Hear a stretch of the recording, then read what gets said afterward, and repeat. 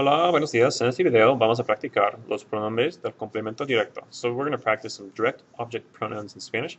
I'm going to give you an example of what it is you will need to do, and then you can go ahead and try this activity. If you want to, there will be a link in the description of the video where you can go and actually download and print off this document if you want to do that. So if you like to handwrite things out, then I recommend you do that. Otherwise, maybe just look at the sentence and try and decide to yourself, what would it be. So what you're going to do is I give you a sentence. Here's an example right here. It says, I to prepare the food every day.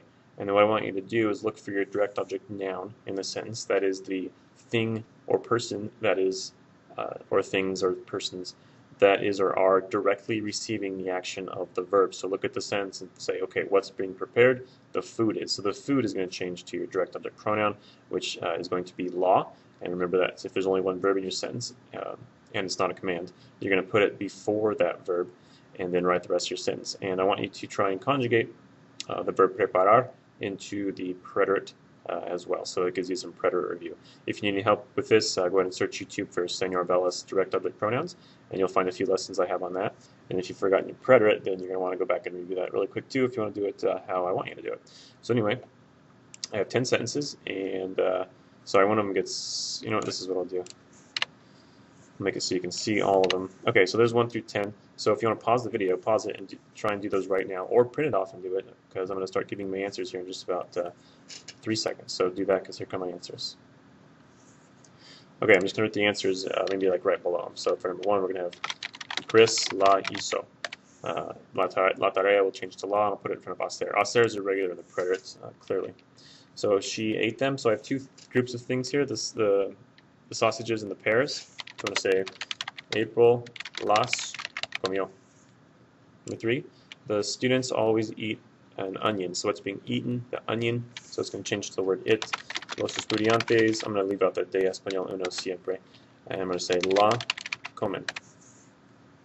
Number 4.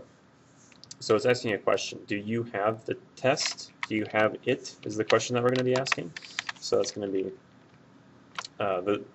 this is kind of tricky because it might be tricky because it's a question, but the lo is going to be for the test. It's like, so it's did you get it? I guess technically is the question. Lo tuviste? Number 5, my friend read the magazine, so my friend read it. It's going to be mi amigo la leyó, like that. So you called me. Technically, this should be like this because you're never going to have a sentence in Spanish like that. Tu llamaste a mí. It would have to have the pronoun to go with it as well. So, you called me. That's the sentence that we're going to have here. So it's going to be tu me llamaste. Heidi and I ordered those things. So we have, we'll just say nosotros. And we have 2 things here: la torta y el refresco. So this is kind of something you learned like a while ago in Spanish. When like if you have el chico and la chica, and you put them together, you have los chicos. So if I have something feminine and something masculine, I put them together, I'm going to have a los. And pedimos will be like that. Number 8, the doctors took ate the vegetables a lot. So, los doctores las tomaron. Typo, sorry about that. Mucho. So the mucho I can't replace because the mucho is not receiving the action of the verb. That's just that's an adverb describing to you how often they're doing something. Number 9. So I cooked the fish in the oil. So what's being cooked to the fish? So the fish, el pescado, that's what I can change. Yo lo cociné en el aceite. And then lastly we have my friend wrote the email and the work of art. That sounds kind of weird, but whatever.